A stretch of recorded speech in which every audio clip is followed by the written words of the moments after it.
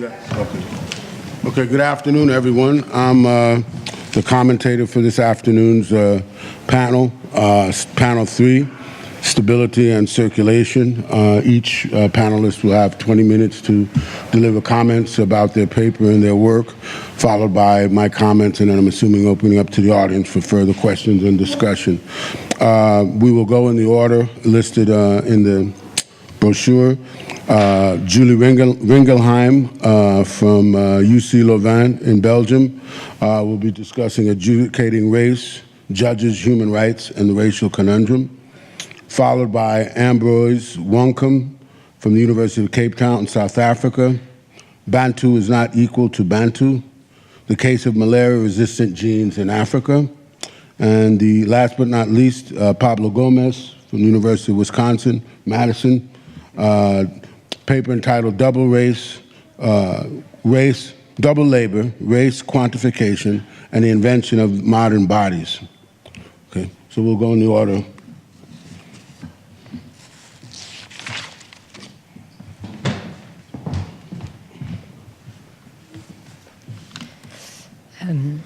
Hello, everyone, and first of all, thank you very much to the organizer of this conference for inviting me. I'm a legal scholar, and I work in particular, among other things, on discrimination law. And here, the paper I will present is about law. It's about international law, and more precisely, it's about how international judges deal with the concept of race and the interrelated concept of ethnicity. The starting point of the paper is the observation that various international convention, international texts use the term race or ethnicity.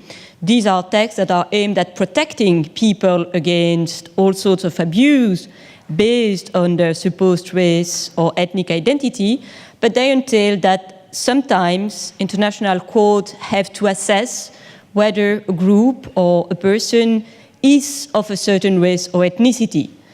And so my question is, given the intense controversy and the very lauded legacy of this concept, how do judges do that? What sort of conception of race or ethnicity do they rely upon? I will first of all describe in more detail the status of race and ethnicity in international law, and then I will focus on two case studies, on two types of international courts, the European Court of Human Rights first, and then international criminal courts.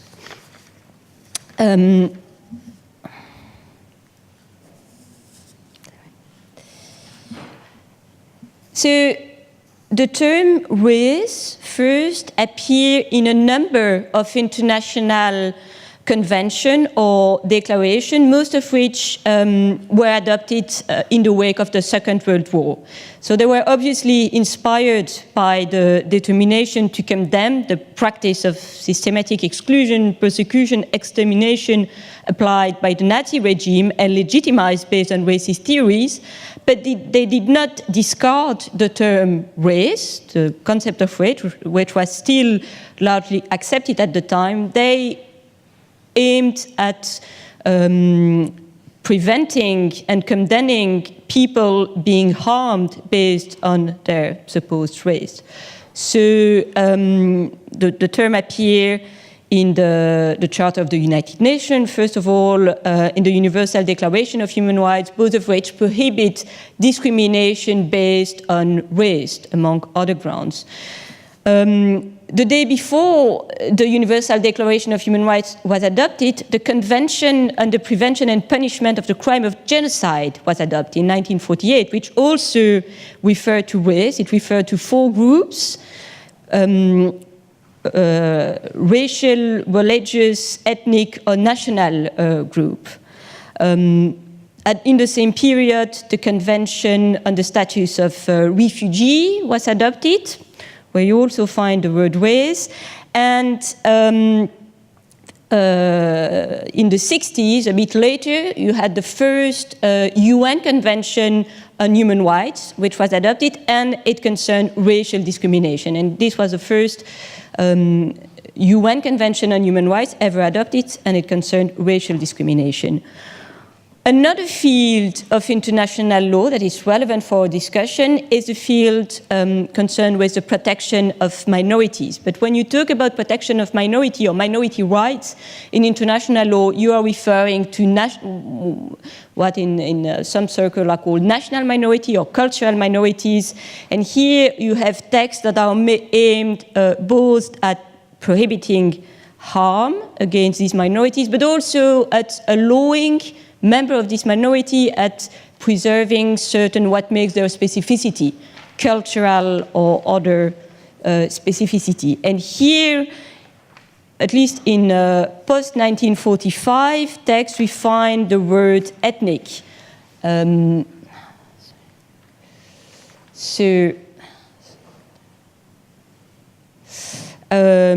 we have different texts. I won't go into the detail where you find the word ethnic, religious, or linguistic minorities, or sometimes you find the word national minorities, but then within the text it refers to ethnic, cultural, linguistic, or religious identity. So these are the typical terms through which these minorities are described. A third field that is relevant, another field of international law that is relevant to this distinction concern indigenous peoples' rights. So there are several conventions dealing with indigenous peoples' rights where the concept of ethnicity is sometimes used, but I won't elaborate on this because my case studies do not deal with indigenous people rights. So all these instruments refer to either the concept of race or ethnicity, but they do not provide any definition of these terms. And at least for what concerned the texts that were adopted just after 1945, it can be assumed that for the drafter, these concepts were considered as self-evident. They were, at the time, it was still common to think about race or ethnicity as natural and stable category that could be objectively assessed. Now, as we all know, these concepts since then, conceptions have evolved, and this conception of race and ethnicity have been subject to very harsh critique, and the consensus today among social scientists would be that race and ethnicity are social constructs. They result from processes through which social significance is attributed to what could be regarded as contingent attributes. They are maintained through a combination of self-identification and other identification. Another important evolution is that during the same period, the development of human rights has popularized the idea of autonomy, of self-determination, and it has become very common to think that people should be free to make decisions on matters as essential to their life and self-understanding as identity. They should be free to determine who they are according to their own feelings or preferences. And human rights would appear to support this view, although you won't find in international law any legally binding text recognizing some sort of right to choose one's racial or ethnic identity or a right to self-identification. So what we see here, so that's described very briefly the background against which these courts have to work. We can see that the original conception of the drafter of this text suggests an objective approach to race and ethnicity. But this evolution would seem to support a more subjective understanding of this concept based on perception, feeling, identification, representation. So that's the background. How then do international judges, which have to apply this concept to operationalize this text, and this in relation to concrete cases, how do they do? How do they deal with the question of race or ethnic identity? my first case study is the European Court of Human Rights. It's a court which was established in 1959 to supervise the enforcement of the European Convention on Human Rights. And any individual who believes to have been the victim of a violation by a state party of a right guaranteed by this convention can bring a case before this court against the state after having exhausted remedies available at the domestic level. There aren't many cases in the case law of the court concerning controversies around race or ethnic identities, but there are a few that are interesting for this discussion. And they concern mainly three types of rights: non-discrimination, freedom of speech, assembly and association, and the right to privacy. So first of all, the prohibition of racial discrimination.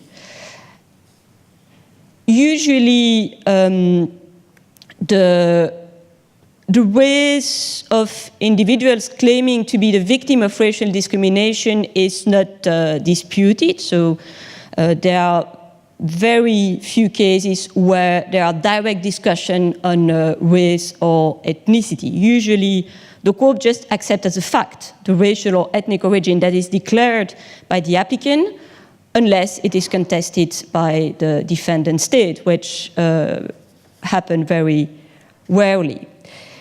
Nonetheless, the court in one case has found the need to specify what this term means. It's the case Timishev versus Russia, where the applicant complained of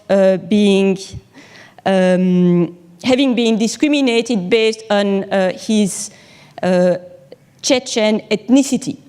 So one of the questions was whether the court had to clarify was whether the notion of ethnicity entered within the notion of race as referred in the European Convention on Human Rights, because the article prohibiting discrimination prohibits discrimination based on race and does not mention ethnicity.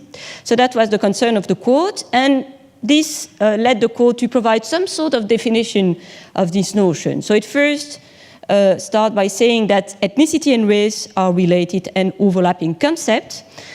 And then it says that the notion of race is rooted in the idea of biological classification of human beings into subspecies according to morphological feature, such as skin color or facial characteristics, while ethnicity has its origin in the idea of societal group marked by whole sort of factor, common nationality, etc. What is striking in this definition is that on the face of it, the court seemed to rely on a very outdated and problematic conception of race as an objective category based on biological feature. At the same time, the phrasing is very ambiguous because it speaks about race as rooted in the idea of biological classification. And it's not clear whether the court itself believed that this idea reflects an objective reality or whether it's fallacious pseudo-scientific theory. And the court has never clarified its view. It has repeated this definition in later cases, but the ambiguity remained. Another thing that is interesting in this case is that the court also specified that racial discrimination includes discrimination on account of one's actual or perceived ethnicity. So it does accept that the subjective perception of a person's ethnicity by the perpetrator may be relied upon to determine whether racial discrimination has occurred. So for the court, what matters when you have to determine whether there has been discrimination is not whether the victim really is of a certain race or ethnicity, but whether the perpetrator perceived the victim to be so and therefore was driven by prejudice or hostility against a racial or ethnic group. This does not mean that the court discards the possibility of objectively assessing race or ethnicity, but it does acknowledge that race and ethnicity have a subjective dimension by accepting this criterion of perception. But it is a subjective criterion based on external perception and not rather than on self-perception. A second type of cases that is relevant here concern disputes that are centered around a certain ethnic identity which the applicant claimed to defend, while the state denies that this collective identity exists. The state contests the existence of such group as a distinct ethnic community. So there are a few cases of this kind. Several of them concern people asserting a Macedonian ethnic identity in either Greece or Bulgaria. And in both cases, the Greek or the Bulgarian government contest that the identity they claim truly exists. So they said, this person, they say they are Macedonians, but in reality they are not. They are either Greek, Slavic speakers, or they are just ethnic Bulgarians. So the government does consider that ethnicity can be objectively assessed. They claim to be something, but in fact they're not. It's just not true. So what did the court do? And I think I found it interesting to see that the court avoids entering within the debate on whether the contested ethnicity truly exists. It doesn't try to determine whether it exists or not. It approaches the issue as a matter of diverging opinion. It states these people are asserting minority views on identity and historical events, the history of the state, and the authority have to accept that and respect. They may have other opinion, but they have to accept. However shocking and unacceptable this viewpoint may sound to the authority, they have to respect the right of these people to present themselves in this way. And in what case, the court, the most recent one, the court even talks about a right to express one's conviction over one's ethnic identity. Okay. So the court, in this case, acknowledge a right to publicly proclaim one's subjective self-perceived ethnic identity, even if such views do not fit with the majority or the official conception. But there is a limit to this case law, which appears in a case called Gorzelik and Other versus Poland, where the difference was that here there was also a group wanting to be registered as an association to defend a certain identity, collective identity. The problem was that the state was arguing that if they had accepted the name this organization wanted to take, they would have been allowed to benefit from a special right recognized by Polish law to national minorities. So here, the court reacted differently because there was this issue of benefiting from a special right, which I think we could make a parallel with the example given this morning about the commission set up in Brazil to verify assertion of identity or race to access, to benefit from quota to university. So in this case, the court accepted that the state was entitled to exert some sort of objective assessment, some sort of verification of the identity, collective identity claimed by this group. So I wanted to talk about the third case, but I won't have time. So I will briefly, I will move immediately to my second case study, which is International Criminal Tribunal. So here I am looking at recent tribunals that have been set up and which had to apply the Genocide Convention. And here the issue is that genocide is defined in the convention as, so there is a list of acts like killing and other form of harm, inflicting harm. So, but the thing is that genocide imply the committing of one of the acts defined in the convention with the intent to destroy a national, ethnic, racial, or religious group. So this means that in order to convict a person for genocide, it has to be established that the victim belonged to one of the 4 protected groups. And here there is a very interesting evolution, because much more clearly than in the case law of the European Court of Human Rights, we can see a switch in the case law of this court from an objective to a subjective approach to ethnicity, to race and ethnicity. And this first appeared in the case law of the International Criminal Tribunal for Rwanda, which had to prosecute persons responsible for committing genocide in Rwanda in 1994. And the problem, the dilemma for this tribunal was that it was uncontested that up to 1 million people described by their persecutors as ethnic Tutsi had been killed during this period. But at the same time, historians and anthropologists had clearly shown that Tutsi did not really constitute an ethnic group, and certainly not a race. The idea that Tutsi and Hutu were 2 separate racial or ethnic groups had been introduced by Belgian colonizer, which had modified what were before very fluid categories. And they had imposed a new understanding, but this new understanding of this concept had been maintained after the independence, and even rigidified and finally led to the genocide. So the dilemma was that, on the one hand, if the tribunal was validating the view that, okay, Hutu and Tutsi were 2 ethnic groups, so if the tribunal was recognizing them as 2 different ethnic groups, they were in a way validating the view that had led the racist vision of Rwandan society that had led to the genocide.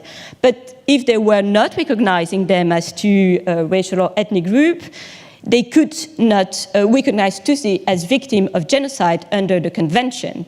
So unfortunately, I can't really enter into the detail, but basically what they did is that they progressively accepted that the main criteria to be taken into account was the notion of perception. So they abandoned the idea that you could objectively, scientifically determine whether Hutu and Tutsi were different ethnic groups. But what was important is that in this society at this time, they were perceived as such, and they were perceived by the perpetrator as 2 ethnic groups. So I will stop here. I just wanted to underline 2 points in my conclusion. First of all, I wanted to highlight that objective and subjective conception of race and ethnicity today coexist in international case law, and courts are navigating between them, that whether one dominates or not depends partly on the context of the case.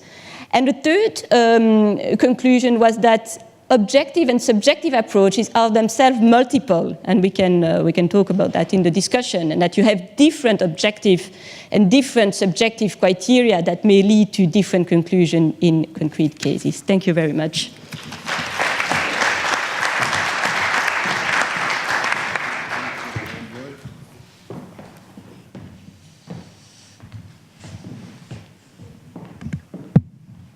Okay, thank you.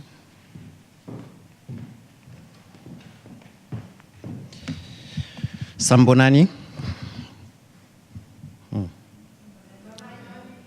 Bonjour. Okay, I said exactly the same in Zulu. So if you are comfortable in Zulu, I will give my presentation in Zulu.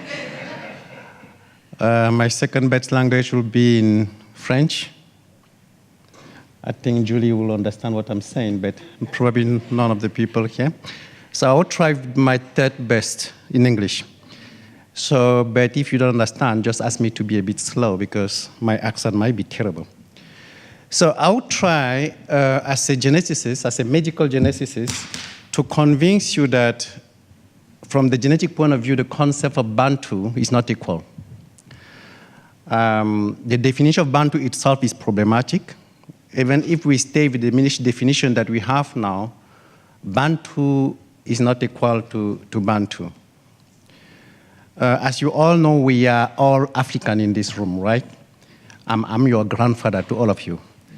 So, and some of African migrated 1,000 years ago. There are a few of them that stay inside Africa, including me and all the people that are living there. What that means, in terms of genetic variation, there are 4 major ways to have variation in humans, or in animals, or in plants. One way is, of course, migration, admixture, and recombination. Another way, if you get stuck somewhere, isolate, you will have the founder effect that will change the content of your genes. A third way is social behavior. If you're working as a geneticist in Cairo, 60% of people are consanguineous, so they're direct first cousin. And if you are working in rural Morocco, up to 90% of couple are first cousin. So clearly that will change also the content of the genes. And beside these 3 main categories that change our genetic flow, we have another one that is environment. So because the African that are in Africa, like me, that have been living there from as long as human exist, because we have not moved from that much, multiple combinations have made variation, genetic variation in African population 1,000 times more than those that moved out of Africa. So this is just an illustration of a local research from Sarah Chishkov that shows the different type of genetic variant just using just a few markers. At that time, we did not have a lot of markers. In this specific topic, I will focus on one environmental factor that also have changed the proportion of certain genetic markers in gene of Africans and non-Africans. And that environmental factor is malaria. So on the left-hand panel, that is the distribution of malaria all over the world. On the right side, the distribution of sickle cell variant all over the world. And those 2 matches perfectly. And this happened just because if you are heterozygous for sickle cell disease, you resist to malaria, to severe malaria. Of course, if you don't have any mutation, if you are A and A, you die of malaria. If you are S and S, you die of sickle cell. So finally, the S was selected in the population. So it is important to say immediately, because we know the concept of sickle cell and Negro disease was developed like 1,000 years in this country and spread all over the world. But sickle cell is not a condition associated with the fact that someone is black, because as you can see here, you have sickle cell also in Italy, you have sickle cell in Portugal, in Greece, in people of the Middle East, amongst people of Indian ancestry. So it's really just linked to malaria. So because malaria was very prevalent on the African continent for a very, very long time, people say because malaria was severe, sickle cell evolved independently in 5 areas in the world, 4 of which was in Africa and 1 in India. And one of my PhD students, a couple of years back, performed like a systematic review on the variation that are around the sickle cell disease that is called haplotype. And there was a curiosity to us, is that in a single country that is located here, all the 5 haplotypes are represented, and that country was Sudan. And remember, if we look at the out of Africa thing, it started also somewhere in that region.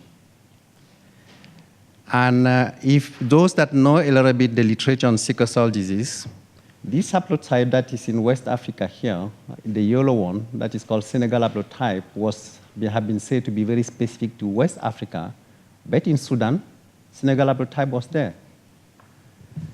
So it wasn't very difficult for us to give that hypothesis that, in fact, sickle cell originated in a single place, and that place is likely to be East Africa. So not 5 places in the world. That was a bit ambitious. It was a little bit arrogant, But we strongly believe that it was the truth because it's not possible to have a single population, 4 different haplotypes, and still pretend that it's 5 different origins. So it was difficult for us to sell that hypothesis, to publish that paper in a serious, high-impact journal. But eventually, we shone it at the molecular level, but someone shone it using a bioinformatic a little bit before us. And this paper appeared a couple of weeks ago by our friend Charles Lochimi at the NIH that shown that the mutation evolved in a very single place and in East Africa, as we hypothesized. And the different recombination happened because of, once again, migration and recombination, and appear later as 4 different origins. This is very important information. This important information, that means that the out of Africa movement that happened 15 or 20 years ago, or a little bit more, 20,000 years ago, a little bit more, there have been migration constantly out of Africa. So if we consider that someone that lives in Sardinia in Italy has sickle cell disease, and if we consider that the origin of this mutation is about 7,000 years ago, that means that that group of people in Sardinia have to have migrated from Africa probably around 5,000 years ago maximum, because in this paper of Charles, they've shown that the mutation gets fixed in the population 5,000 years ago. And in a meeting recently in Cairo, like a couple of months ago, there were a group of people, including ourselves, arguing that Tutankhamun might have had sickle cell disease. The only reason is that the historical account of the symptom that he got, because he died quite relatively early, and even his physical features was very close to what we have in sickle cell disease today. So this piece of information is a very important piece of information in terms of genetic variation, but in terms of the population of the world itself. It means that the sickle cell disease that we have in the Indian subcontinent is probably due to a recent migration, not far, not more than 5,000 years ago from Africa. Let's probably move to the next slide, showing how natural selection also can occur under a completely different condition. So remember, migration, human behavior, recombination, and environmental factors. Those are the 4 that determine the content of our genes.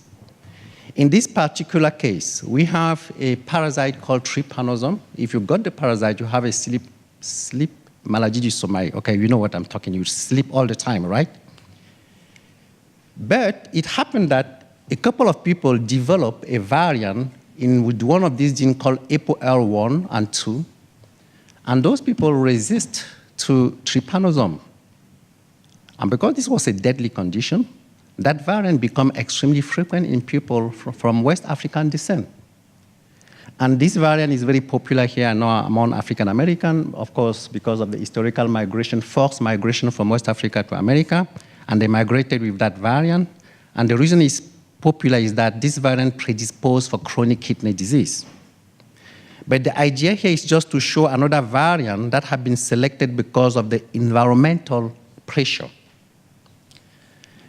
In my following slide, I will try to be what I'm not, an anthropologist, right? As I told you, I'm a geneticist. But I'll try to get a little bit into anthropology of Bantu, but not try to be a very scholar way, but just trying to be mostly anecdotal from our own life. So this, the way people looks in Africa, the way people looks a little bit in dress from different part of Africa. It looks like a little bit Wakanda, right? So I will tell a little bit the life of an African so-called Bantu, from birth to death. This young boy here could have been me, but it's my son. That he was born about 15 years ago in Geneva in Switzerland, where I was working as a doctor and as an obstetrician. But this son of me doesn't have my name. Like I don't have the name of my dad. Like my dad didn't have the name of his own dad. The reason behind that, from birth, the idea of individuality doesn't exist. You belong to a community and to a family. and your name have to remain the name of someone from your community, but not necessarily the name of your father, as classically we have like in many other cultures in the world. Typically, Ramses, my son, is called Pegu, but my name is Wonkam. So if someone have Ramses in the street, he will never know that Wonkam's son, because his own name is Pegu. And my father's name is Tamo. So you're going to say, what strange is that? The second concept is the umbilical cord ritual. So here is the umbilical cord of Ramses, okay, the real umbilical cord of Ramses that linked Ramses to Lily, my wife. And when he was born at the hospital, I asked for the umbilical cord to keep it because it has to be buried in a very specific place in Cameroon where I come from, on a very specific ritual, and a tree has to be planted on it because that's the way you connect that child to the earth and to his ancestors. Of course, I was working there as an obstetrician and they said, but this guy is quite crazy, right? I said, you know what? I want the placenta instead, but I know placenta will not cross the border easily, but this one can cross in my luggage. Because, in fact, the original ritual is the burial of the placenta, not the umbilical cord. Umbilical cord happened because people start to travel to migrate, and it was easier to keep part of that. I'll move to the next ritual to remain, this is my friend here, which is the ritual circumcision. That is also part of you being from a baby to now be adolescent. The ritual circumcision in our culture means become what you are in terms of gender. In fact, the removal of the extra skin from a male means for him becoming a male, and the removal of part of the clitoris from a female is for her being a female. Initially, they are like God, and God doesn't have a sex. And that's the main principle behind that. And of course, these have evolved a little bit with time. This is when you grow up after your adolescent age, you have to go for wedding. And once again, it's in wedding is not two people, it's two families. That's what I call an opera, because it's a huge manifestation about putting two families together. And you're going to notice that people here, they have kind of the same attire, at least with the same fabrics like we have today, just to make sure that it's not fake news. This is real life. And in this ceremony specifically, there is a lot of ritual, but a lot of poesy behind. The way you speak, the way you represent your family, the way you try to attract the other girl in front, have also to have the gravity of the responsibility that you want to take by putting two families together. And in this concept, divorce doesn't exist at all in our culture. I'm not saying not happen every day, but culturally you are not. The next level is the totemism, the duality between the man and the animals. If you look, this is the head of the chief of my community. If you look here, you're going to see that below here there is a cheetah skin that is very popular everywhere in Africa, at least associated with royalty generally. And the idea behind the totemism is that we and the animals and the plant, we are alone. We are the same. We are a unity. Remember, when you bury the umbilical cord or the placenta, you plant a tree. When you become a little bit older, you need to be connected to a specific animal. And if your totem is lamb, you cannot eat lamb because you will be eating yourself. Let's just imagine that the 7 billion people we have in the earth, we have one tree that belongs to us. Are we going to talk about global warming again? No, because we will have one tree and have 3 for our children. And this global warming would just disappear by himself. And Trump would not be very happy with that. And maybe the last part is the funeral ritual. I think I've taken this picture from the old Egypt. I think for many reasons. I will not get into it. But the most important behind the ritual here is to say that we live with our own death. The death is not something that we should be scared of. In our culture, you celebrate death. And the way you celebrate death in our culture is by many, many ways. First of all, they are not die. And the reason why our names usually have to reflect the community. Like Pegu, the name of my first son, have to reflect the name of my great-grandfather from my mother's side. because he has to come again through that little son. So these are true skulls from true people, from real people in my community. And the one on the left-hand side is particularly decorated. Because we live with our death, and because we had to travel from time to time, like 1,000 years ago, my family moved from Sudan to Cameroon, we travel with our death. So we travel with skull because we cannot carry the whole body. Very, very long time ago, it was a mummified body, but now it's the skull that travel with.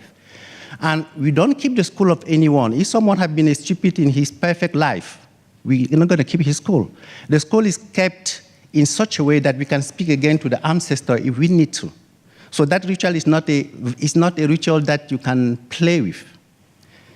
And let me now move from Cameroon to South Africa. Now I'm going to talk about two very famous Bantu South Africans. Nelson Mandela, you know him. Winnie Mandela, you know her. She passed away like a couple of days ago. And the house I'm showing you here is the house, the very first house of Winnie and Nelson Mandela at Vilakazi Street in Soweto. Behind that house, there's a particular tree. The tree is visible here. And when you visit the house, I'll invite you to visit the house if you arrive in Soweto.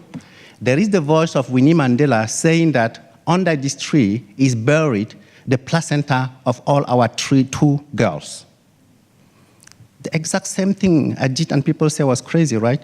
So this is just to show the unity in terms of culture whenever you move north of Sudan or Cameroon or to South Africa.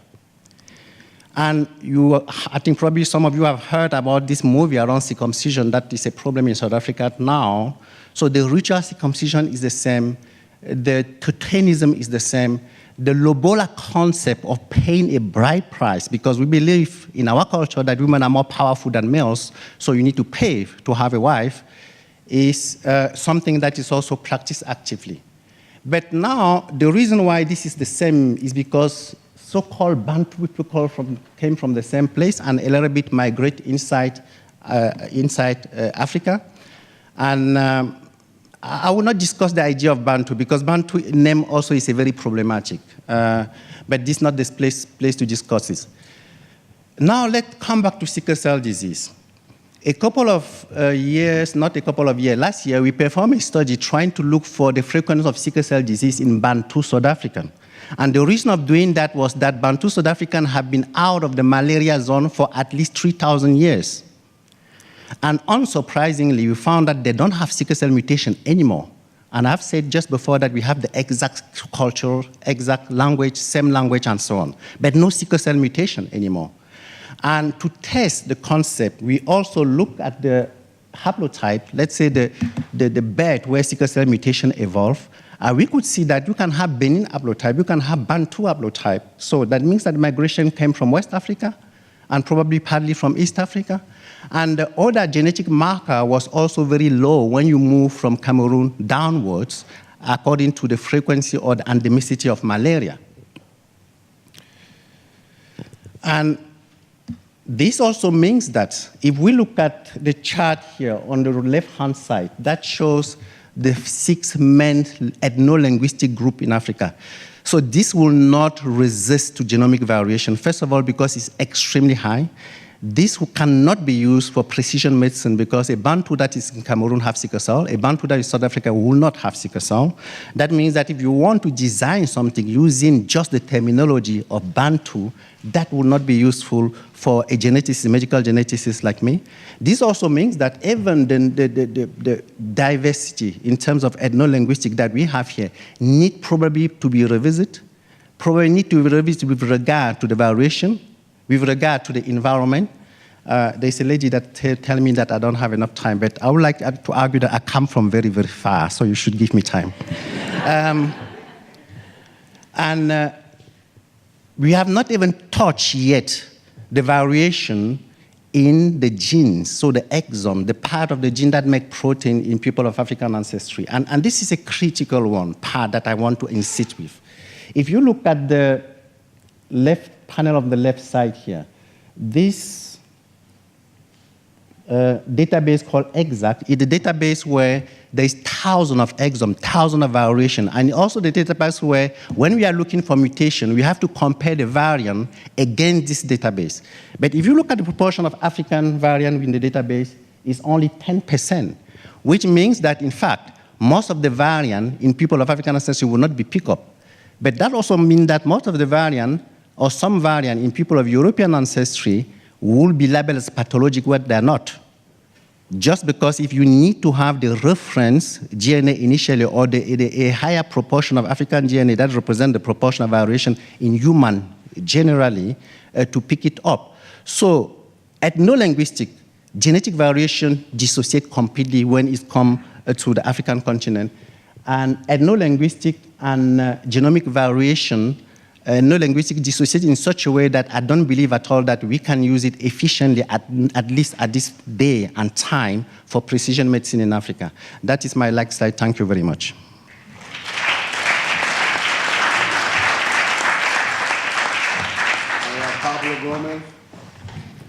All right.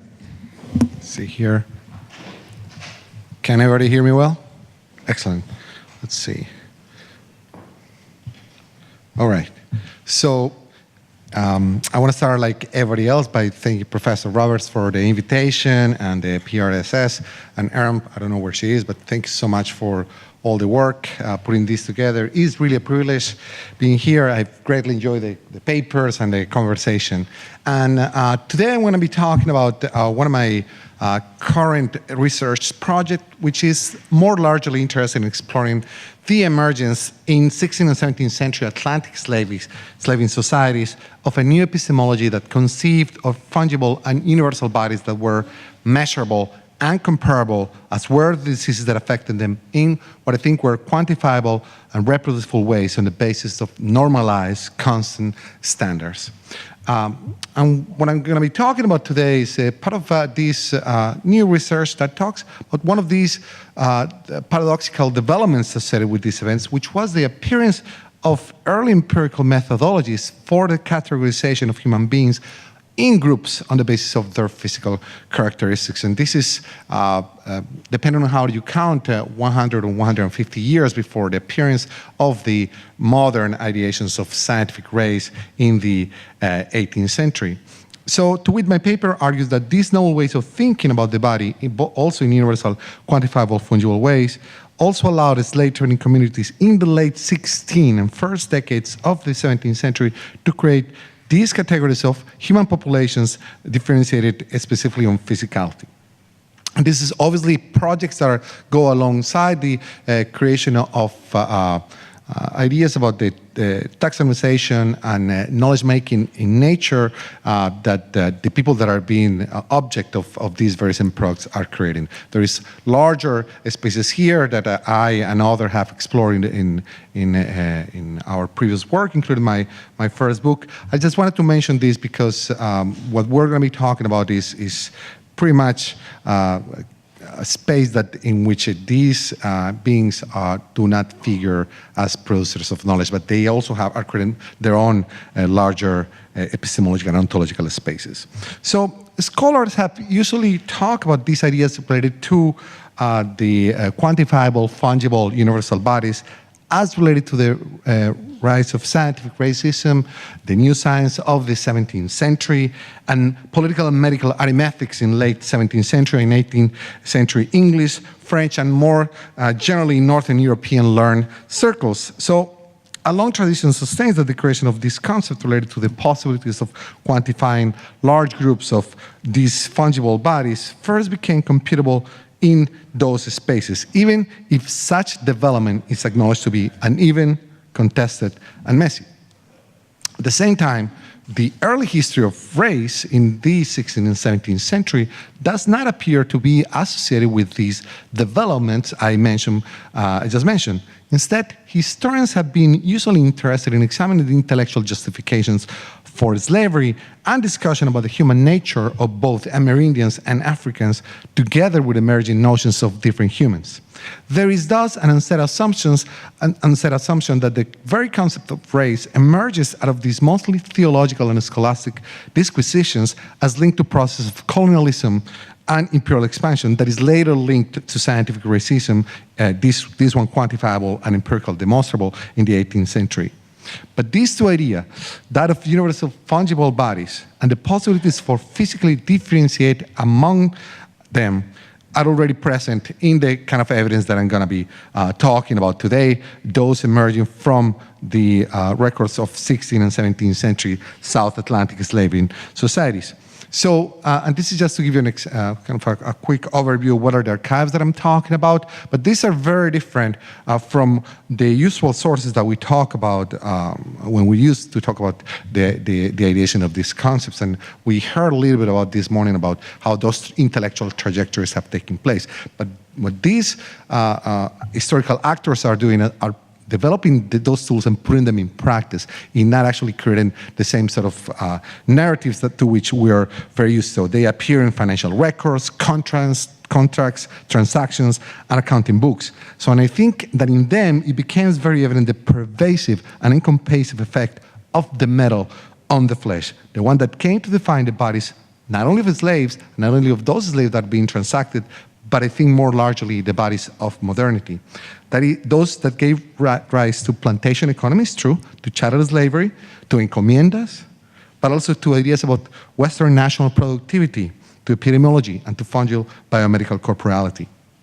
And let me start by introducing one of the thousands of actors in this untold story, one that is using this type of technology, one type of technology that most historians will locate at the center of the epistemological Baconian revolutions of the 17th century.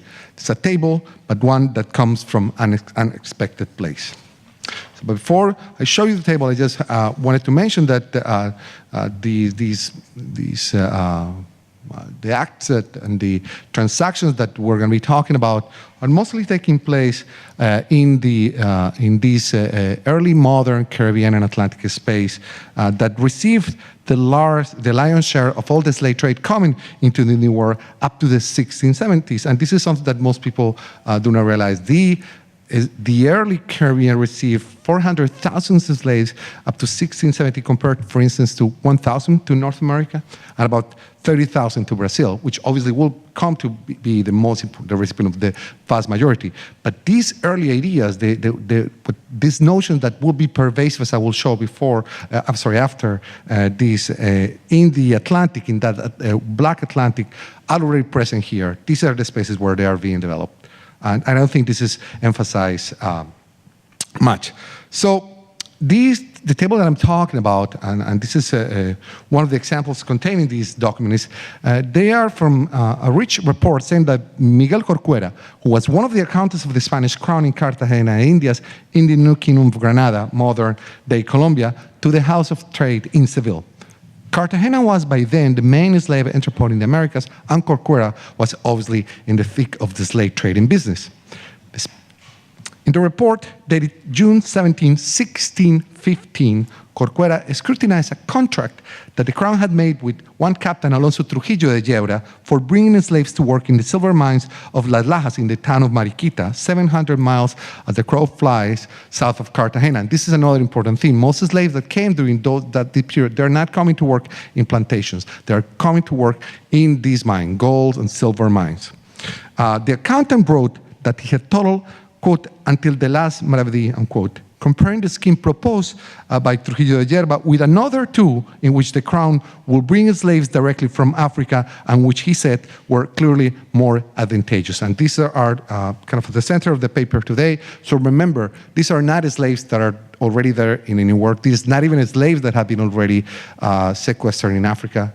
These are concepts that he's coming up on the basis of a fact that he's going to be collecting from other actors. So, and this is important because I believe that Corcuera as contemporary natural philosophers developing this new philosophy of the 17th century did, he supported the validity of these plans on the fact that he has based those reports on factual information. And remember, the facts are also a new concept, a new terminology emerging in the 17th century, obtained directly from the people who knew the most about bodies, risk, and money in the Atlantic. These are not physicians, these are not natural philosophers, but I think that it is very clear that the people that were more invested in this sort of knowledge-making were those who made the armazones de negros, the ship loaves of blacks in Guinea and Angola, and the ship masters who transported them to the Indies.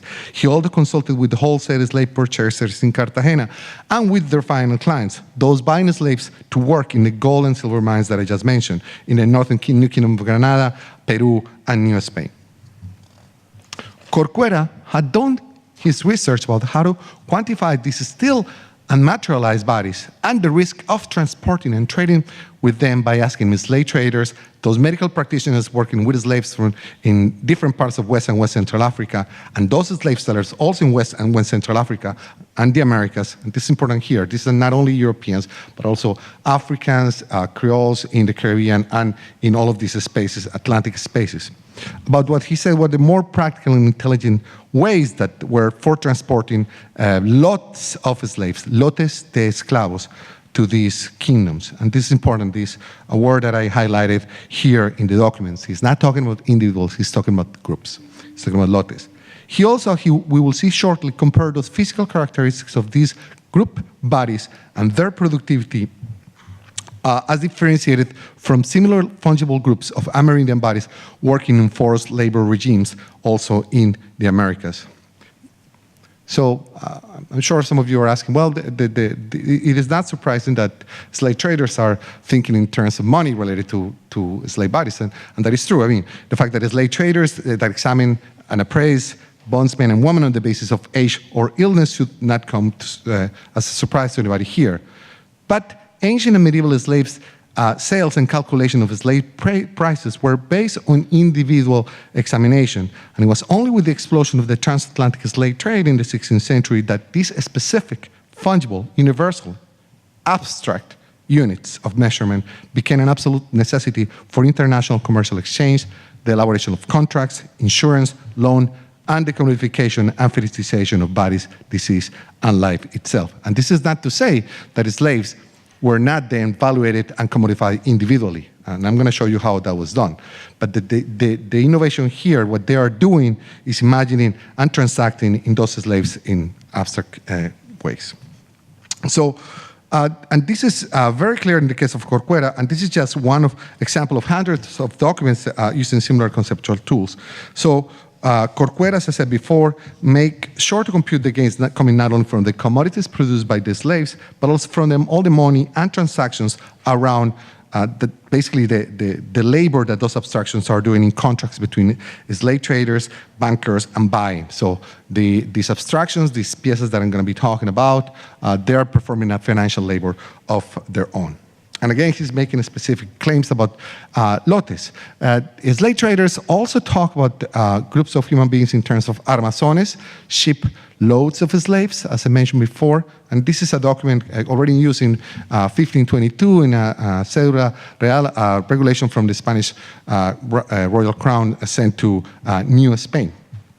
So let me talk a little bit here about how is that Corcuera did his calculations. So he first explained that the three main risks of trading in lots of slaves were the first one, that the ship will sink and it will be lost in the ocean. The second, that the enemy will take over the ship. And third, that the slaves will get sick of a pestilence and general disease. He then proceeded to calculate in detail the specific price of bringing slaves from three regions in Africa, from Upper Guinea, what he called the Rio de Guinea, the rivers of Guinea. Those slaves were also called in Cartagena esclavos de ley, or law slaves, and those were the most prized. Ayada in the Bay of Benin, and Angola in West Central Africa. So, for instance, the purchase and transportation of each Angolan slave to Cartagena cost, in Corcuera's calculation, 1,483 reales, and he's going to be using very different sorts of currencies here.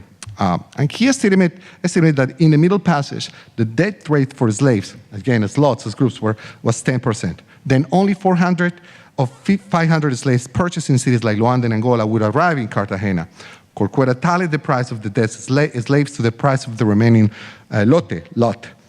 In addition to the price of the slaves, the accountant computed the cost of the licenses, administrative fees, and other taxes that slave traders needed to pay for each imported slave. Finally, Corcuera also added the price that each Angolan slaves to the price of Angolan slaves, those who died in the route from Cartagena, Indias, to the mines, which he calculated to be 3%. So you have, let me see here. Up here is the 10%, 10%, and down here is the 3%. So, and he did this for each of the regions that I'm mentioning here, and these are kind of one of the other tables in which he's making this specific comparison. And then in these tables, he discusses for how much would wholesale slave buyers purchase slaves in Cartagena, and amounts and terms in which those traders sold those slaves.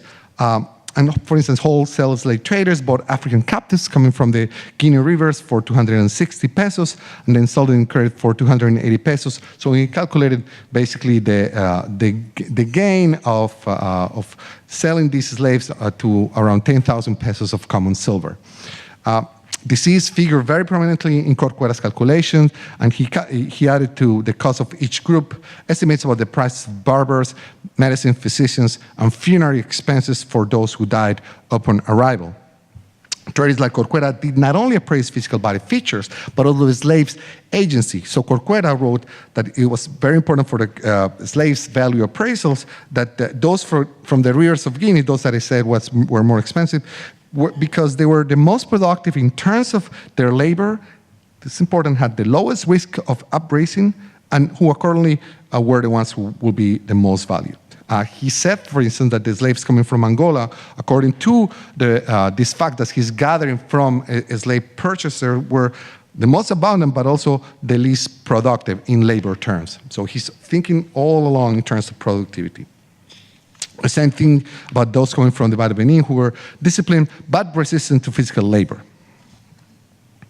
And here comes another important aspect of this comparison that he's doing. He not only is comparing different groups of Africans, but he's comparing the productivity of those groups of Africans to those of Amerindians. So he also compared and detailed the amount of money that the crown will save by purchasing these slaves in relation to the ratio of labor, commodity produced, instead of using Indians who at the time were employed in the encomiendas and repartimientos, those forced labor regimes working in the gold and silver mines that these still abstract slaves will be working. So that Corcuera is thinking in these terms could be surprising, but slave traders have come to focus not only on individual bodily features, they're also already thinking in terms of diseases that they could factually identify as universals. So ontological entities that are common to all human beings to make a profit out of them. And this is also a kind of a transformation in the ways of thinking about disease throughout the 16th and 17th century. So they view diseases as affecting lotes, disease as independent phenomena. And in America, local slave traders without official medical training speculated with lots of blacks that they sold to individual miners and hacienda owners. So slave traders like Blas de Paz Pinto in Cartagena, and this is a document from his Inquisition trial. He became one of the richest men in the region. Or Miguel Díaz Pimenta in Recife, Brazil, specialized in recognizing and treating those specific ailments. They will buy highly discounted slaves that will seek, they will heal them, and then they will sell them to miners and other denizens of the Atlantic cities for a large profit. But they will specialize in a specific type of disease that they actually describe as such. So they are obviously conceiving disease here in universalizing terms and calculating the risk this disease is posed for investment. I'm going to go quickly over these next slides, but I just want to mention that these are not peripheral developments. We're not talking about small groups of traders or individuals working in Cartagena or in Luanda or in Cacheu. These sort of transactions and the concepts that are being produced here were central to the furthering of the slave trade that had financial roots in not only in Spain and Portugal, but also Italy, the Low Countries, England, and France, and they became essential for the creation of those contracts, financial schemes, and other transactions. I don't have time to talk. I will be happy to talk about this in the Q&A, but for each one of these slave trading enterprises, there were hundreds, and in some cases thousands of individuals involved. And it was not only bankers, but also family members, and there was a large sense of, that's what I'm talking here about, slave trading communities and not slave traders. These concepts are not buried right in these kind of, it would be easy to think about them as like this obscure in the periphery of how knowledge is thought of or produced in the Atlantic. And this is just two examples of transactions in between particular individuals, both in Seville and in Amsterdam, that are using the concept that I'm discussing here. And so this idea that it is important to think about the labor productivity and human lifespan in terms of projections towards the future, it is also essential as it became essential in the ideation of ideas about political arithmetics. And this is the most famous examples of that exist. The case of William Petty here, talking about the anatomy of Ireland and how he can insert Irish into the trade of the British, right? But this, I think this is again the kind of the foundational space from which both political and medical arithmetics will be born.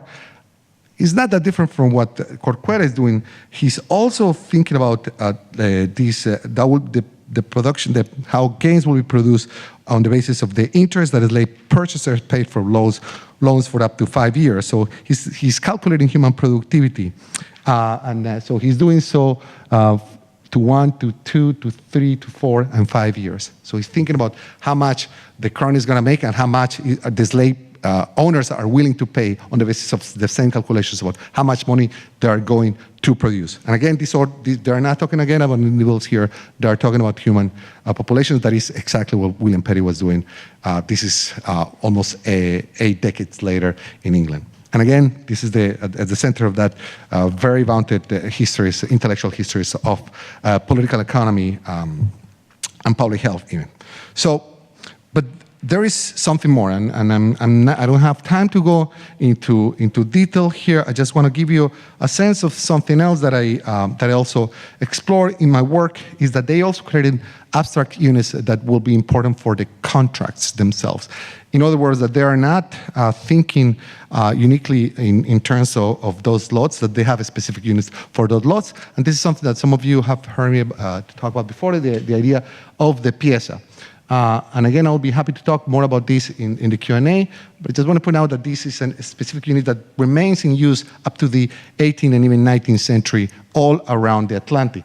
And that the sort of conversions that I'm discussing became important and prominent in some of the most important contracts in Europe, like the Asiento contracts between the Spanish crown and slave traders and merchants all over the Atlantic. And what they did in this, and with this I will finish, is that they will talk about numbers of individuals, right? And they will convert them in the contracts, and these are contracts that again are being made before, into these specific abstract units. So, for instance, this is the disembarkment of 571 individuals in Cartagena de India at the top, and the summary of the disembarkment of 474 individuals at the bottom in Cartagena de Indias too. But the calculation, what matters for the contract is not the individuals, but these abstract units that are called piezas de Indias. So for those 571 individuals, they will be counted at 509 piezas de Indias and 5/4 and 5 cuartas. The same thing for these 474, they will be counted at 369 and 2 cuartas. And this was on the basis of a system that was highly specialized, that has a male of 18 to 35 years of age, that he was 5'4" as the ideal, and from there you will deduct based on age, disease, and there is a large kind of a taxonomy that also talks about diseases ontological as applied to several individuals. And I'm just gonna finish here just to showing you how this work in those spaces where the individual kind of bodies are being commodified. So we started with groups, now we are, and that individual, when those abstractions are kind of taking all the full form of the violence of the Atlantic trade. But also where you can see how these slave bodies are very similar to the ones that will be inscribed in the histories of both the modern state, biomedicine, as groups that we can quantify, that we can think of in reproducible ways, and that, more importantly, we can insert in this process of governmentality and economic productivity. So thank you very much.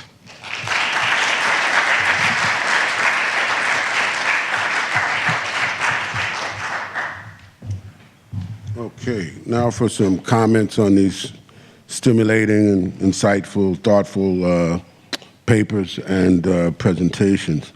The panel is entitled appropriately, Stability and Circulation, and what I've been able to count was circulation of ideas, genes, genetic mutation, bodies, a legal precedent, and categorical assumptions. So these, in some sense, are the kind of key concepts or keywords traversing these distinct papers. I want to talk in the order of the presentations, first with Professor Ingelheim and her preoccupation, it seems, of the danger of reifying the race concept in international law and employing it to specific groups of people. Does international law's handling of the race concept mean that judges automatically accept the idea of race as a fixed biological essence and ethnicity, or both? And this kind of terminological and categorical conundrum has generated a lot of scholarship in critical racial theory, in biology, in law, as well as in history. So in many ways, this would be yet another terrain to consider some of these questions and concerns. What I would focus on in these brief comments are one question is periodization.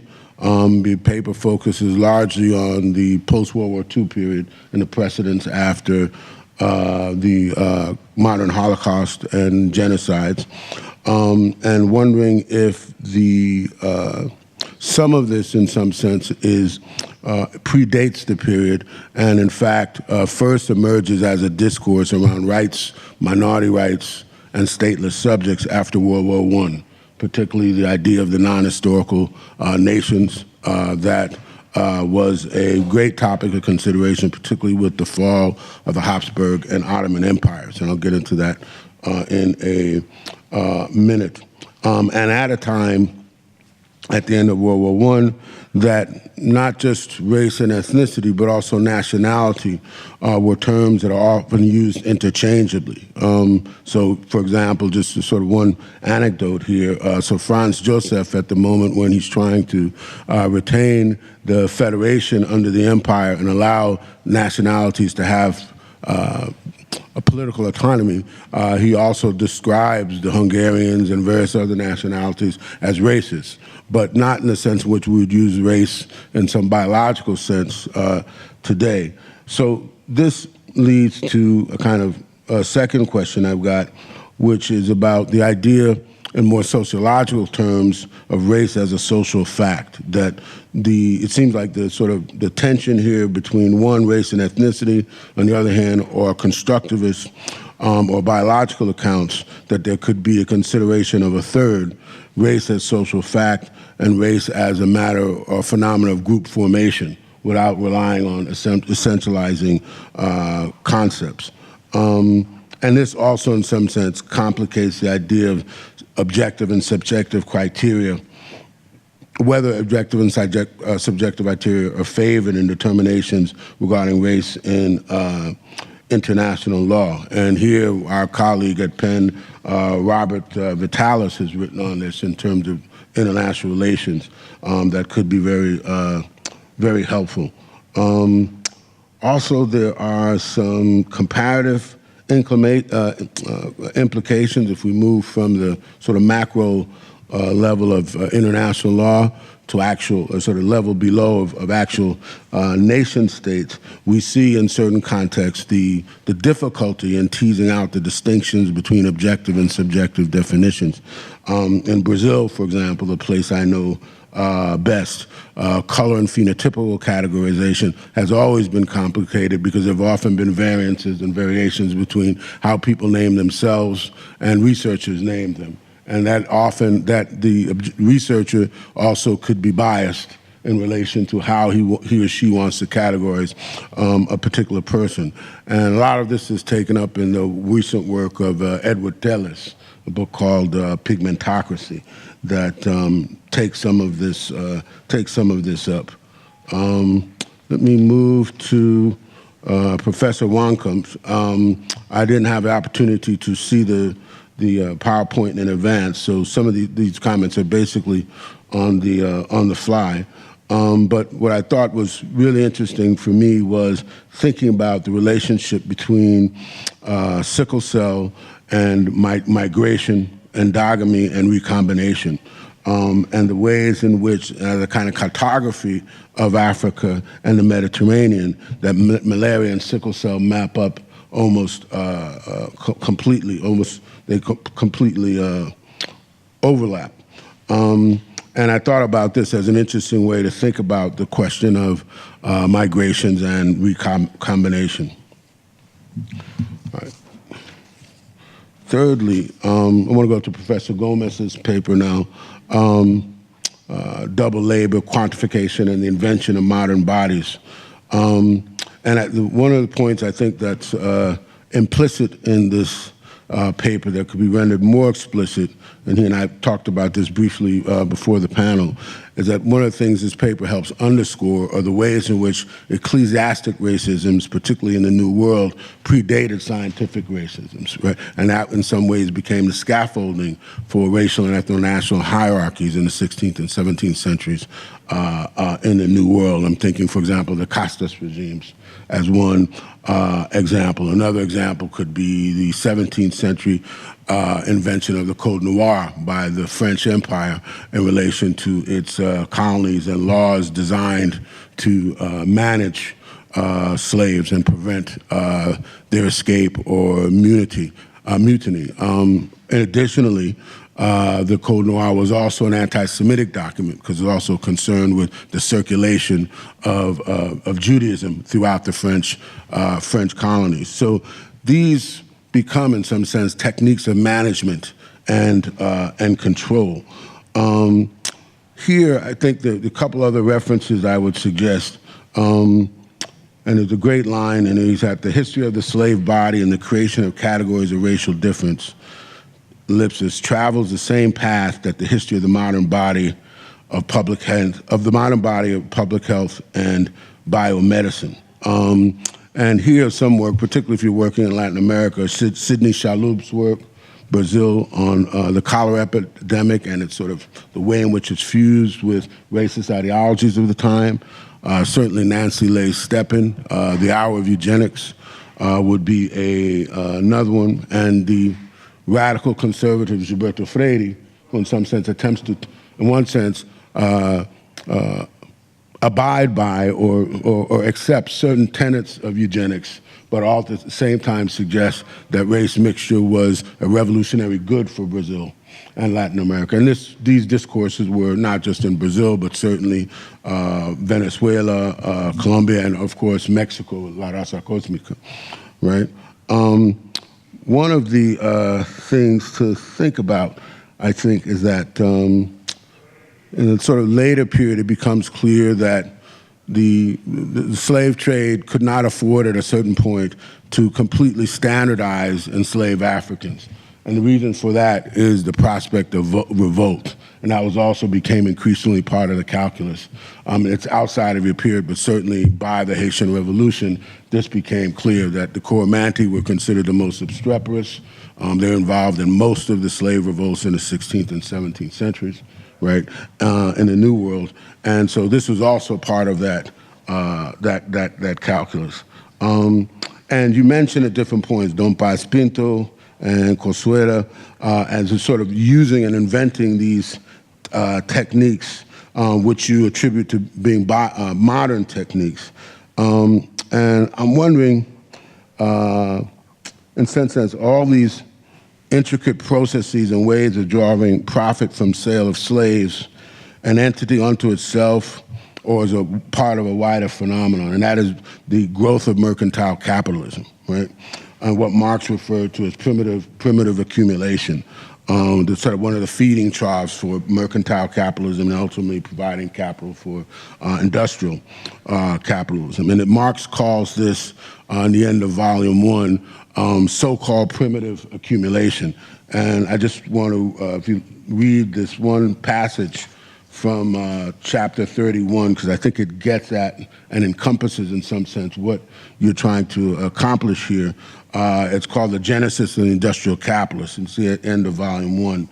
And he reads, says, the discovery of gold and silver in America, the extirpation, enslavement, and entombment in mines of the indigenous population of that continent, the beginnings of the conquest and plunder of India, and the conversion of Africa into a preserve for the commercial hunting of black skins are all things which characterize the dawn of the era of capitalist production, right? So one of my questions to you then is, when we're thinking about this process, and he also includes in this process, for example, kidnapping of orphan kids and poor children in England for use, right, in the growing industrial economy. So it's not to say that the transatlantic slave trade was not singular, but that it was part of a broader process and set of interactions.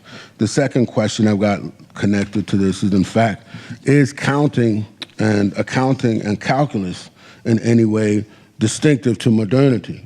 Because certainly we've got calculations of risk, right, sort of profit, cost-benefit analysis occurring in the medieval period, right? So one of the questions, again, is how peculiar or unique is this particular phenomenon? I think page 26 and 27, I think, would link nicely with the quote I just mentioned about Marx's assertions, like whether there's enslaved Africans, kidnapped children, or even the scalps of indigenous people obtained through forceful settlement, what ultimately became the United States. They all taken together become the gruesome examples and artifacts of the coercion required for colonization and conquest, settlement, and pacification of the Americas, as well as other parts of the world. Thanks for these thoughtful papers, and I'm open up for discussion.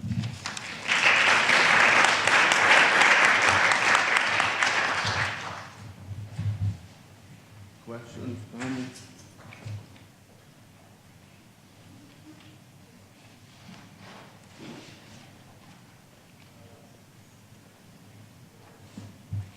Hello, thank you for your wonderful talk. My question was to Dr. Gomez. So I was considering the time period you described. Could you speak more about the racial formation in Spanish America, which led to the formation of the Sistema de Castas? Also, would you think that how the conceptions of race when the Spanish came to the Americas were in any way shaped by their experiences with basically their fight with the Muslims in the Reconquista, and could you elaborate? Yeah, thank you. Absolutely. So, obviously, the whole enterprise, specifically during the 16th century of the Spanish in the Americas, is shaped very much so by the experience of Al-Andalus, right? And by the recent expulsion, right, of Arab populations from the south of Spain, from Andalusia. So this is modeling the way they're thinking. Remember that this is what I was talking about before when I said that the usual way of describing and talking about race in the Americas goes along the lines of those kind of both theologian or discourses of both natural historians, specifically later in the 18th century, or people like Fray Bartolomé de las Casas and the famous debates in Valladolid in the 16th century, right? So there is or people like Alonso de Sandoval, that is also becomes very famous in the justification of slavery, right? What I'm trying to show here is that there is a space that is larger than those kind of relatively secluded academic circles and intellectual spaces, where race is not only being discussed, but it's also actively created, it's actually deployed, and it's deployed with a specific, very embodied consequences for people, right? And in this case, that they're not only thinking about differences between blacks, Indians, and Europeans, but they're thinking about differences in between a specific group, for instance, in this case of Africans, right? In terms, again, of productivity. So it's just to show how, and this is just going back to your comment, that really, and what is different here is the emergence of capitalism, the emergence of this proto-capitalist form of thinking about the relationship between human bodies, groups, productivity, towards the future, and investment. And that's what I also mentioned specifically, the labor that those abstract units, those PSS are performing, because they are modeling. They are modeling who is going to be kidnapped, who's going to be brought to the Americas, how is that these communities are going to function. But these are not only justifications. They're actually performing a specific sort of work in the ideation of those concepts. So we don't think about them in the same ways, but in reality, this is from where they are kind of emerging in very powerful ways. So obviously, for instance, the issue of the castas that you also mentioned, and I'm not going to take too much time, so we can, I could talk here for a long time about race in Americas, but for instance, the issue of the castas, but that it is one of the things that figures very in the imagination of everyone when we think about Latin American ideas about race, and those hierarchies, those are in reality kind of more attempts at kind of structuring something that is already happening in reality. But I do think that the sort of these more kind of less visible in those discourses, these sort of categories have a much larger effect in the ways in which they're thinking and grouping human beings and how they're kind of. The other thing about the Caribbean is that this is a predominant, 70% of people here are of African descent, and you have, by the end of the 17th century, the 2/3 of the populations are free. So you have also people of African descent that are owning the slaves themselves. So there are different kind of a more nuanced understanding of how is that, for instance, labor, slavery, and bodies are being organized in those groups again. So it kind of breaks away with some of those kind of usual categories. I'll be happy to talk more later.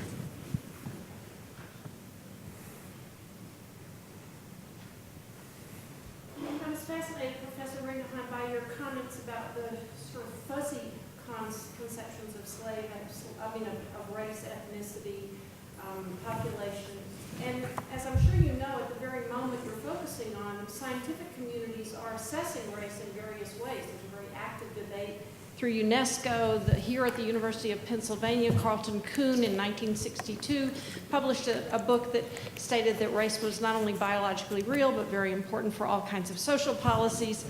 And what I'm kind of wondering about, and I'm wondering about it because it matters today, is whether this racial debate or this scientific debate about race shapes how these international judgments evolve. So is there, one of the frustrations we have is whether scientific data can actually reconceptualize or lead to a reconceptualization of what race is and can have an impact on social order and law in all these places. So I would just welcome your reflections on how it mattered for your actors in this period that you're looking at, that there was the debate, the UNESCO race statements, continuing intense scientific racism in the 1960s, and so on. So it's difficult to say because there are no, in the case that I looked at, there are no direct references to this debate. And judges are not specially trained to deal with this concept. So they don't have more ideas than any ordinary citizen. Maybe some have a special interest, maybe they have for their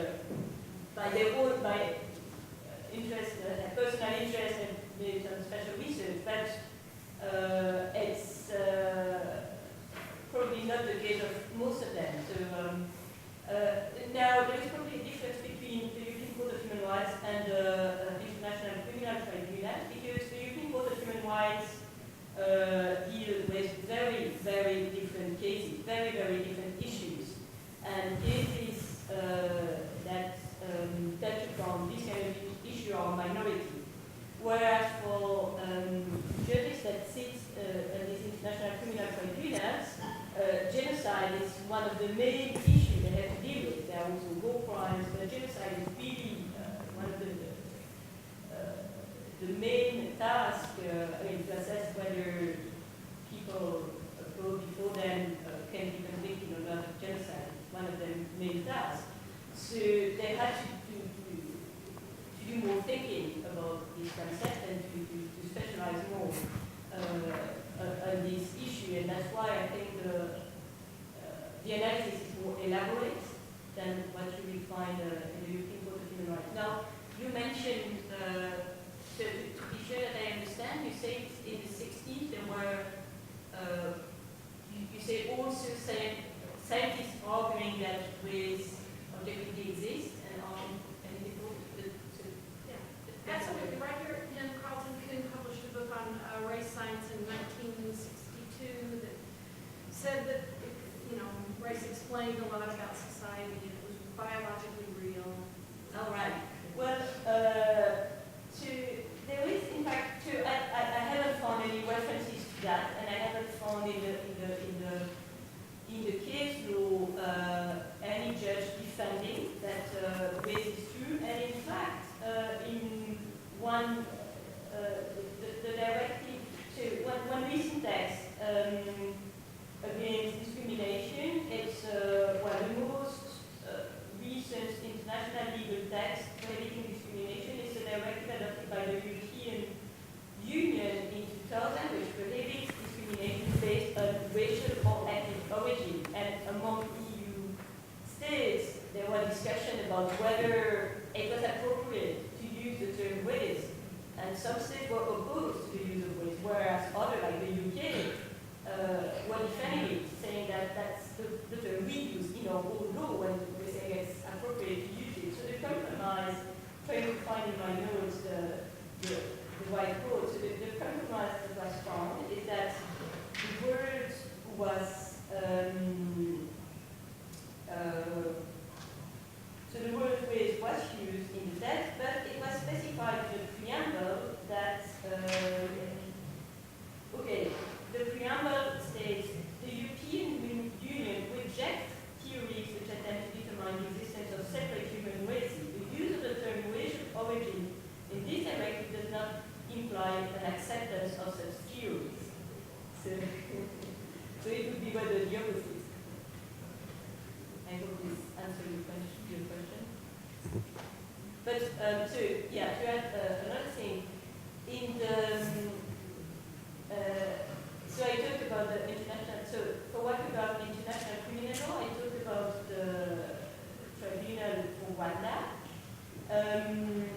where you can see indirectly the influence of social sciences used on race, and it's the constructivist, the social constructivist approach to race, but it's much more evident in a report written by a special commission. It's not a court, it's a commission, which was appointed by the UN to inquire about attacks in Darfur, and the commission was tasked with assessing whether this was genocide or not. So it functioned, the reasoning is very similar to what the court would do, and there the commission was, you can really see the influence of social science literature. The commission talks about imagined communities, about the construction of groups as race or ethnicity through social interaction. So yeah, this is in this case it's really quite striking.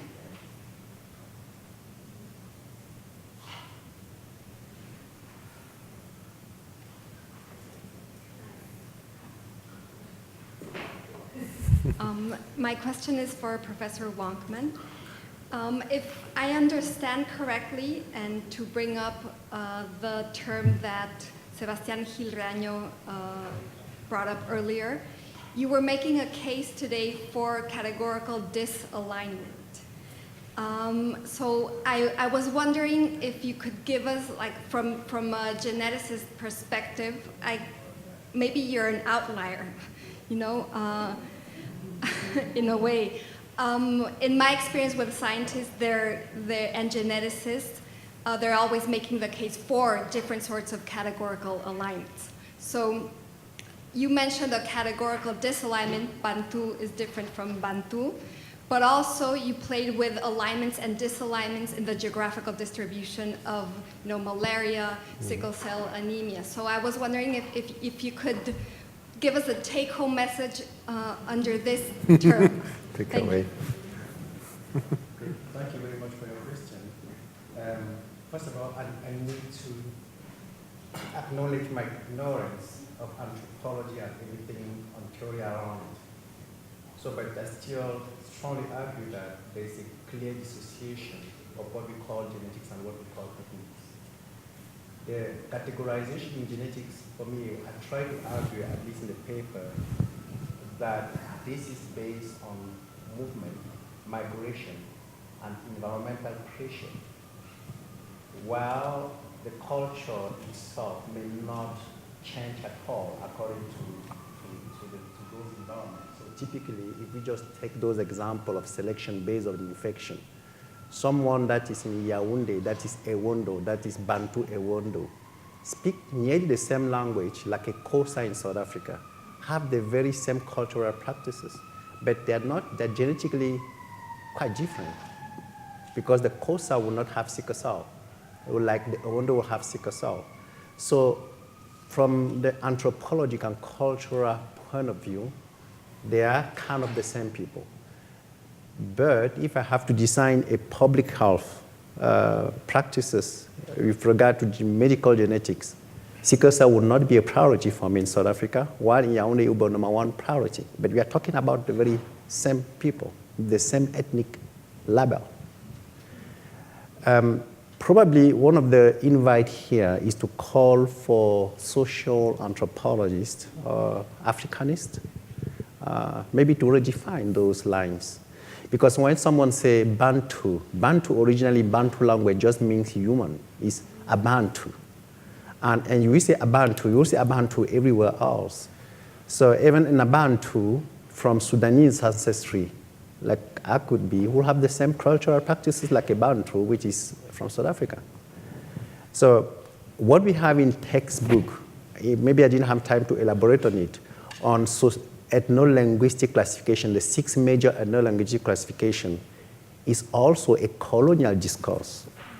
It's from colonial literature and does not necessarily reflect even the cultural microreality. We have more than 2,000 languages in Africa, the most diversity in the whole universe, of course, due to the fact that people have been there for a very long time and have developed different type of languages according to the movement and their separations and so on. Genetics is important, but it's not all. The environment is even more important. I always see someone living in Yaoundé to be closer to an Italian guy living in south of Italia than to be closer, genetically talking, to be closer to a Xhosa guy. Because if a guy in Yaoundé, Bantu from Yaoundé, will be closer to an Italian guy from South Italia for at least 2 genetic variants, the sickle cell and the thalassemia. But he will not at all be closer to someone that lives, I don't know, in Umtata in South Africa, because genetically they will not be interested. I will not apply the same medicine from those two. I will apply the same for someone that is Italian and someone that is from Yaoundé in Cameroon than someone that is Xhosa in Yaoundé. But anthropology, even these two are different. The Italian and the Yaoundé guy, but they have the same variant because the environment selected the same variant in those two. So the line needs to be redefined. Within the context of Africa, it's much more difficult because of the variation, but clearly it doesn't align at all with what we have as ethno-linguistic classification of today. I think we need to take a break. So